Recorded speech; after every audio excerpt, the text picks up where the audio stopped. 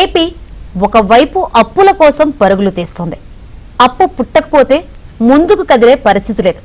ఇలా ఏపీ ఒక రకంగా ఉంటే రాజధాని అమరావతి విషయం మరో రకంగా ఉంది. ఎక్కడైతే రాష్ట్ర ప్రభుత్వానికి బ్యాంకులు ముఖం చాటేస్తున్నాయో అదే రాజధాని అమరావతి అభివృద్ధికి మాత్రం అప్పులు ఇచ్చేందుకు బ్యాంకులు బారులు తీరుతున్నాయి. ఇది ఎలా సాధ్యమవుతుంది?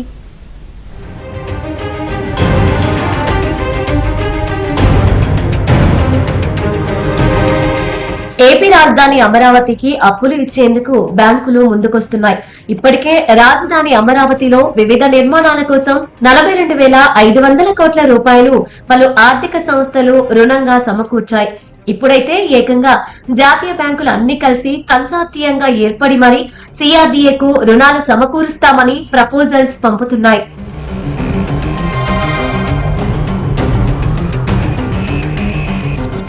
కూటమి ప్రభుత్వం ఒకే రాష్ట్రం ఒకే రాజధాని నినాదంతో అధికారంలోకి రావడంతో అమరావతి నిర్మాణాన్ని రాబోయే 3 సంవత్సరాల్లో కొలిక్కి తీసుకురావాలని నిర్ణయించాయి. ఈలోపు రాజధాని అమరావతి అని 2014 ఆంధ్రప్రదేశ్ పునర్విభజన చట్టానికి సవరణలు తీసుకురావాలని కేంద్రం నిర్ణయించింది. కేంద్ర కేబినెట్ త్వరలో ఈ చట్ట సవరణను ఆమోదించిన అనంతరం లోక్సభ, రాజ్యసభలో పెట్టి ఆమోదించనున్నారు. అటార్నీ జనరల్ కూడా ఈ ప్రతిపాదనను ఆమోదించారు. ఇక రాజధాని అమరావతికి చట్టపరమైన ఆమోద ముద్ర లభిస్తే భవిష్యత్తులో మరెవరూ మార్చేందుకు వీలు లేకుండా చట్టపరమైన రక్షణ లభిస్తుంది.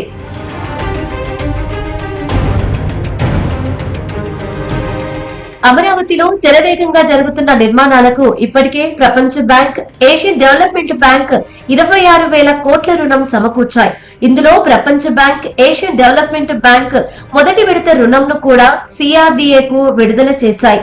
ఇవి కాకుండా NABFIW బ్యాంకుతో పాటు నాబార్డ్ కలిపి 15,000 కోట్లు రుణంగా మంజూరు చేశాయి. ఇవి కాకుండా ఏపీ పవర్ ఫైనాన్స్ కార్పొరేషన్ మరో 1,500 కోట్ల రుణం మంజూరు చేశాయి.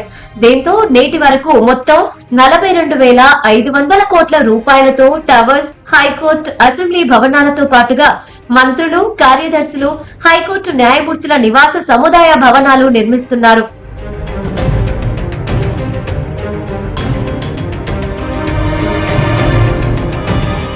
గతంలో అంటే టీడీపీ ప్రభుత్వ హయాంలో 90% నిర్మించిన నిర్మాణాలను ఇప్పుడు పూర్తి చేస్తున్నారు.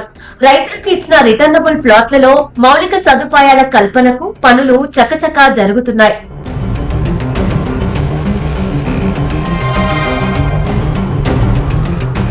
సిఆర్డీఏ ఇప్పటికే రాజధానిలో పలు నిర్మాణాలు, ఇతర మౌలిక సదుపాయాల కల్పనకు సుమారు 56,000 కోట్ల రూపాయలకు టెండర్లు పిలిచింది. దీంతో ఇప్పటికీ సమకూరిన 42,500 కోట్ల రూపాయలు పోను మరో 14,000 కోట్ల రూపాయలు కూడా రుణం అవసరమవుతోంది. ఈ రుణం సమకూర్చేందుకు జాతీయ బ్యాంకులు కొన్ని కలిపి కన్సార్టియంగా ఏర్పడ్డాయి. తాము రుణం ఇస్తామని చెప్పడంతో సిఆర్డీఏ అధికారులు వడ్డీపై చర్చలు జరుపుతున్నారు. దీంతో పాటు ప్రపంచ బ్యాంక్, ఏషియన్ డెవలప్మెంట్ బ్యాంక్ 2వ విడత రుణం కోసం ప్రతిపాదనలను కూడా సిఆర్డీఏ సిద్ధం చేస్తోంది. 2వ విడత రుణం ఇచ్చేందుకు ప్రపంచ బ్యాంక్, ఏషియన్ డెవలప్మెంట్ బ్యాంకులు కూడా సంసిద్ధత వ్యక్తం చేశాయి.